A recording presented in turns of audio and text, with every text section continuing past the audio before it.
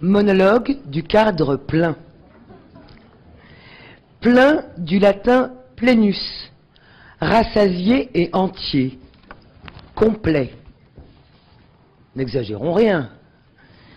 N'exagérons rien, je peux à la limite entourer, mais englober, contenir une totalité. Impossible. Alors, résumons, ou plutôt mesurons, comme un géomètre, les contours, les périmètres arpentés, tracés aux dimensions variables, suivant l'angle de vue, le côté où l'on se place, le point dont l'on regarde. Haut, bas, gauche, droite. Inclinons, orientons pour, comme il se doit, mettre en valeur, en relief, en lumière, les qualités de l'œuvre dans cet espace défini par mes contours. Approchons et observons la beauté de l'ouvrage ainsi encadré. Par cette fenêtre grande ouverte, entrons dans cet espace de représentation. Tiens, ceci n'est pas, disait Magritte.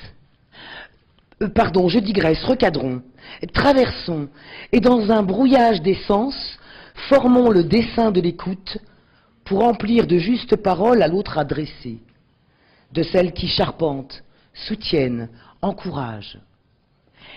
Éloignons-nous de quelques mètres, prenons de la distance, de la hauteur, du recul pour évaluer, jauger, sans devenir esclave de la quantité.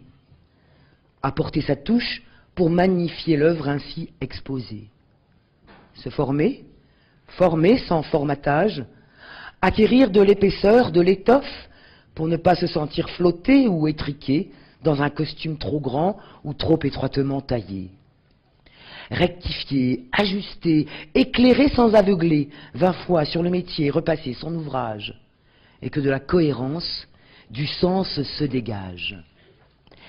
Limiter pour militer, militer pour limiter, restreindre ou au contraire élargir, ouvrir tout ce qui en marge du cadre va nous permettre d'imaginer, d'inventer, d'innover. Cadrer des tables rondes n'est pas chose aisée. Ni œil de bœuf, ni hublot, bien plutôt baie vitrée, ouverte sur l'horizon, pour observer, durant ces 15 années écoulées, l'œil point trop collé au tableau ou au carreau pour ne pas obstruer la vue. Et dès à présent, ouvrir d'autres fenêtres pour envisager, dans la mouvance de ce paysage, les perspectives à venir. Et puisqu'il faut bien finir, je filerai cette métaphore en citant le poète Rilke. Fenêtre.